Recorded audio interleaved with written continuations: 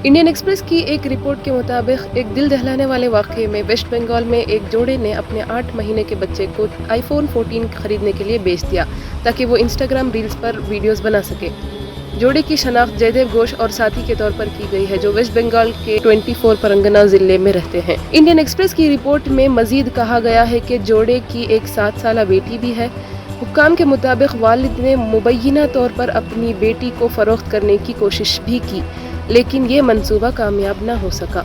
Police ने बच्चे की मां को गिरफ्तार कर लिया है, जबकि बच्चे का बाप फरार है और उसे पकड़ने की तलाश जारी है। एक पुलिस अफसर के मुताबिक पूछगछ के दौरान बच्चे की मां ने जुर्म का इतराफ किया है और कहा है कि वो और उसका शौहर स्टेट भर के दौरे के लिए रकम इस्तेमाल करना चाहते थे ताकि इंस्टाग्राम पर कंटेंट बना सकें।